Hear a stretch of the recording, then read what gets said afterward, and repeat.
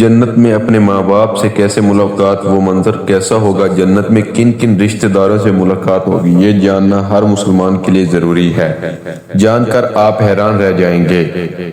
بسم اللہ الرحمن الرحیم۔ ناظرین، کسی بھی انسان کے لیے دنیا میں سب سے زیادہ پاکیزہ اور محبت کرنے والا رشتہ اس کے ماں باپ کا ہے۔ اس کے بعد انسان کے سگے بہن بھائی اور پھر دوسرے رشتہ دار آتے ہیں۔ اس دنیا میں قائم یہ رشتے کسی بھی انسان کے لیے اولین ترجیح ہوتے ہیں۔ جب کچھ رشتے تو ہماری زندگی کے لیے ایسے اہم اور لازم ملزوم بھی ہو جاتے ہیں کہ ان کے بغیر زندگی گزارنا ناممکن اور محال ہو جاتا ہے۔ محترم ناظرین، جنت ایک ایسی شاندار اور بے مثال جگہ ہے جو اللہ عز و جل نے ہم ایمان والوں کے لیے بنائی، اور اس میں ایسی نعمتیں رکھی جو نہ کسی آنکھ نے دیکھی، نہ کسی کان نے سنی، اور نہ ہی کسی دل میں ان کا خیال آیا۔ جنت کے بارے میں جو کچھ بیان کیا جاتا ہے وہ صرف سمجھانے کے لیے ہوتا ہے، ورنہ دنیا کی اعلیٰ ترین چیز کا بھی جنت کی کسی نعمت سے کوئی مقابلہ نہیں۔ لیکن اب سوال یہ ہے کہ کیا انسان کی نہ ختم ہونے والی زندگی میں بھی ہمارے یہ اہم اور پاکیزہ رشتے کیا ہمارے ساتھ ہوں گے؟ یعنی جنت میں یہ سوال اکثر ہمارے ذہنوں میں آتا ہے کہ اس دنیا میں ہمارا سب سے عظیم رشتہ یعنی ہماری ماں کیا جنت میں بھی ہمارے ساتھ ہوگی؟ یہ احادیث کی روشنی میں اس سوال کا جواب تلاش کرتے ہیں کہ جب کوئی روح عالین میں پہنچتی ہے تو وہاں پر موجود روحیں اس سے ملنے آتی ہیں اور دنیا میں اپنے رشتہ داروں کے بارے میں معلوم کرتی ہیں۔ اس طرح سے جب کوئی انسان مرنے کے بعد عالین میں پہنچتا ہے تو اس کے رشتہ دار اس سے ایسے ملتے ہیں جیسے کسی دور دراز سے آنے والے مسافر سے ملاقات کی جاتی ہے، اور دونوں آپس میں مل کر بہت خوش ہوتے ہیں۔ ارشاد باری تعالیٰ ہے، اے میرے بندو، آج تم پر نہ کوئی خوف طاری ہوگا نہ تمہیں غمیں ہوں گی۔ میرے وہ بندے جو ہماری آیتوں پر ایمان لائے تھے اور فرمانبردار رہے تھے، تم بھی اور تمہاری بیویاں بھی خوشی سے چمکتے چہروں کے ساتھ جنت میں داخل ہو جاؤ۔ ان کے آگے سونے کے پیالے اور گلاس گردش میں لائے جائیں گے، اور اس جنت میں ہر وہ چیز ہوگی جس کی دلوں کو خواہش ہوگی اور جس میں آنکھوں کو لذت حاصل ہوگی۔ ان سے کہا جائے گا کہ اس جنت میں تم ہمیشہ رہو گے۔ محترم ناظرین، ان آیت سے یہ بات ثابت ہوتی ہے کہ جنتی مردوں کی بیویاں بھی جنت میں ان کے ساتھ ہی ہوں گی اور ایک ساتھ ہی جنت میں رہیں گے۔ وہاں جنت میں انہیں ہر وہ چیز مہیا کی جائے گی جس کی وہ خواہش کریں گے۔ حضرت ابو ہریرہ رضی اللہ تعالیٰ عنہ نے روایت ہے کہ رسول اللہ کریم صلی اللہ علیہ وسلم نے ارشاد فرمایا، جس وقت کوئی مومن بندہ مرنے کے قریب ہوتا ہے تو رحمت کے فرشتے سفید ریشمی کپڑا لے کر آتے ہیں اور روح سے کہتے ہیں کہ نکل جاؤ، اللہ سے رضا مند ہے اور اللہ تو اس سے رضا مند ہے، اللہ تعالیٰ کی رحمت کی جانب اور اس کے رزق کی جانب،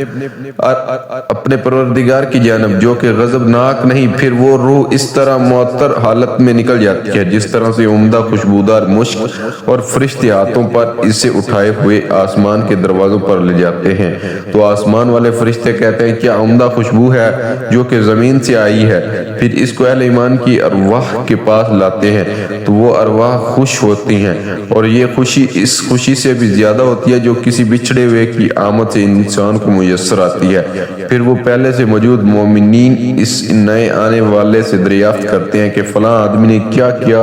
اور فلاں آدمی کا کیا ہوا، یعنی جس شخص کو دنیا میں چھوڑ کر گئے تھے اب وہ کس طرح کے کاموں میں مشغول ہے۔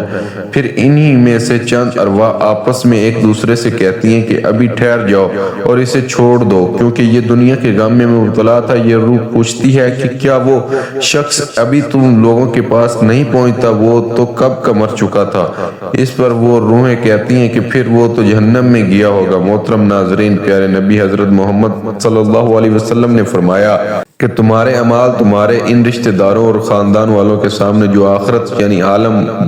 برزخ میں ہیں پیش کیے جاتے ہیں۔ اگر نیک عمل ہوں تو وہ خوش ہوتے ہیں اور کہتے ہیں کہ اے اللہ، آپ کا فضل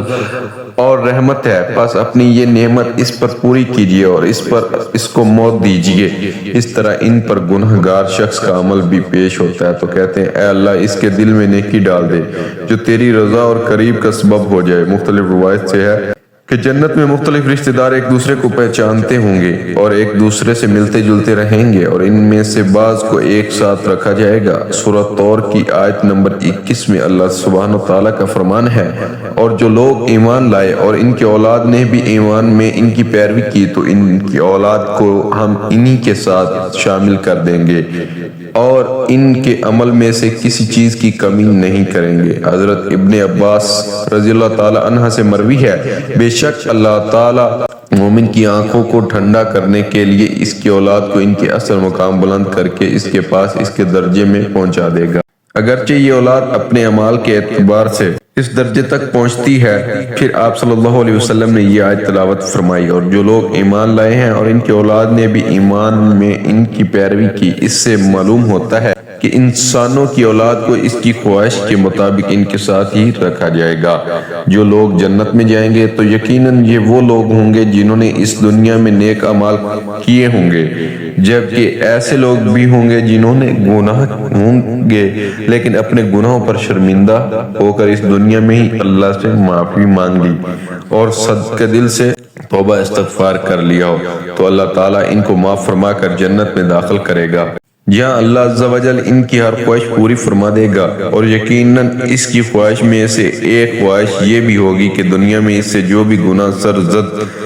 ہو چکے ہوں یا کوئی گناہ والے اعمال اس کیے ہوں تو اس سے وہ تمام اعمال بلا دیے جائیں گے، کیونکہ جنت امن اور سکون کی جگہ ہوگی جہاں منفی خیالات اور غم و غصے کی کوئی گنجائش نہ ہوگی، اور ایک مومن اور جنتی کے لیے ہر طرف خوشحالی ہی خوشحالی ہوگی، جیسے کہ سورہ بقرہ کی آیت نمبر 25 میں ارشاد باری تعالیٰ ہے، اور جو لوگ ایمان لائے اور نیک عمل کرتے رہے ان کو خوشخبری سنا دو کہ ان کے لیے جنت کے باغ میں جن کے نیچے نہریں بہہ رہی ہیں، جب انہیں ان میں سے کسی قسم کا میوہ کھانے کو دیا جائے تو کہیں گے یہ تو وہی ہے جو ہم کو پہلے بتایا گیا تھا، اور انہیں ایک دوسرے کے ہم مشکل شکل میوے دیے جائیں گے، اور وہاں ان کے لیے پاک بیویاں ہوں گی اور وہ جنت میں ہمیشہ رہیں گے۔ محترم ناظرین، ایک اور حدیث میں ہے کہ رسول اللہ صلی اللہ علیہ وسلم نے فرمایا، جب اہل جنت میں داخل ہوں گے اور ان میں سے کسی اپنے بھائیوں اور رشتہ داروں سے ملنے کی خواہش ہوگی تو اس کا بستر اسے اڑا کر ان کے بستروں کے برابر پہنچا دیا، اور پھر دونوں تکیوں لگا کر دنیا میں گزرے ہوئے دنوں کے بارے میں باتیں کرنے لگیں گے۔ ان میں سے ایک اپنے ساتھی سے کہے گا کہ اے فلاں، تمہیں یاد ہے کہ اللہ نے فلاں دن اور فلاں فلاں جگہ پر ہماری مغفرت فرمائی تھی، اس طرح کہ ہم نے اللہ سے دعا کی تھی اور اللہ نے ہمیں مغفرت کا پروانہ عطا فرما دیا تھا۔ رسول کریم صلی اللہ علیہ وسلم کے مزاج مبارک کے بارے میں متعدد احادیث مبارک میں بیان کیا گیا ہے کہ آپ صلی اللہ علیہ وسلم کم گو اور انتہائی شگفتہ مزاج تھے اور نرمی محبت سے اور مسکرا کر بات کیا کرتے تھے، تاہم کئی بار آپ صلی اللہ علیہ وسلم دل میں بھی ہوتے تھے، مگر یہ اس وقت ہوتا جب آپ صلی اللہ علیہ وسلم ہم سے آخرت کے حالات کے بیان فرما رہے ہوتے۔ امام عسقلانی فرماتے ہیں، یہ کہا گیا ہے کہ آپ صلی اللہ علیہ وسلم صرف آخرت کے امور میں ہنسا کرتے تھے، اگر کوئی معاملہ دنیا سے متعلق ہوتا تو اس پر آپ صلی اللہ علیہ وسلم صرف تبسم فرمایا کرتے تھے۔ آپ صلی اللہ علیہ وسلم نے ایک بار صحابہ کرام کو یہ آگاہ کیا کہ روز محشر جب کسی کو جہنم سے نکال کر جنت میں بھیجا جائے گا تو اس کی حالت کیا ہوگی؟ اس پر آپ صلی اللہ علیہ وسلم نے ہنس کر واقعہ کا حوال بیان کیا۔ بخاری شریف اور مسلم شریف میں یہ ہے، حدیث مبارکہ یوں بیان کی گئی ہے، حضرت عبداللہ بن مسعود رضی اللہ تعالی عنہ سے روایت ہے کہ حضور نبی کریم صلی اللہ علیہ وسلم نے فرمایا، مجھے اچھی طرح معلوم ہے کہ سب سے آخر میں جہنم سے کون نکالا جائے گا، یہ سب سے آخر میں کون جنت کے اندر داخل ہوگا؟ یہ آدمی اپنے جسم کو گھسیٹتا ہوا جہنم سے باہر نکلے گا، چنانچہ اللہ تعالیٰ اس سے فرمائے گا جا دوزخ سے نکل جائے گا، تو پھر دوزخ کی طرف پلٹ کر دیکھے گا اور دوزخ سے مخاطب ہو کر کہے گا کہ بڑی برکت ہے وہ ذات جس نے مجھے تجھ سے نجات دی، اور اللہ تعالیٰ مجھے وہ نعمت عطا فرمائی کہ اولین آخرین میں سے کسی کو بھی وہ نعمت عطا نہیں فرمائی۔ پھر اس کے لیے ایک درخت بلند کیا جائے گا، وہ آدمی کہے گا اے میرے پروردگار، مجھے اس درخت کے قریب کر دیجئے تاکہ میں اس کے سائے کو حاصل کر سکوں اور اس کے پہلوں سے پانی پیوں، اور اللہ تعالیٰ فرمائیں گے اے ابن آدم، اگر میں تجھے یہ دے دوں تو پھر اس کے علاوہ اور کچھ تو نہیں مانگے گا؟ وہ عرض کرے گا کہ نہیں اے میرے پروردگار اللہ تعالیٰ، اس سے علاوہ اور نہ مانگنے کا معاہدہ فرمائیں گے، اور اللہ تعالیٰ اس کا عذر قبول فرمائیں گے، کیونکہ وہ جنت کی ایسی ایسی نعمتیں دیکھ چکا ہوگا کہ جس پر اسے صبر نہ ہوگا۔ اللہ تعالیٰ اسے اس درخت کے قریب کر دے گا، وہ اس کے سائے میں آرام کرے گا اور اس کے پھولوں کے پانی سے پیاس بجھائے گا۔ پھر اس کے لیے ایک اور درخت ظاہر کیا جائے گا جو پہلے درخت سے کئی زیادہ خوبصورت ہوگا۔ وہ آدمی عرض کرے گا اے میرے پروردگار، مجھے اس درخت کے قریب فرما دیجئے تاکہ میں اس کا سایہ حاصل کر سکوں اور اس کا پانی پیوں، اس کے بعد میں اور کوئی سوال نہیں کروں گا۔ اللہ فرمائے گا اے ابن آدم، کیا تو نے مجھ سے وعدہ نہیں کیا تھا کہ تو مجھ سے اور کوئی سوال نہیں کرے گا؟ اور اب اگر تجھے اس درخت کے قریب پہنچا دیا تو پھر تو اور سوال کرے گا۔ اللہ تعالیٰ پھر اس بات کا وعدہ لیں گے کہ وہ کوئی اور سوال نہیں کرے گا، تاہم اللہ تعالیٰ کے علم میں وہ معذر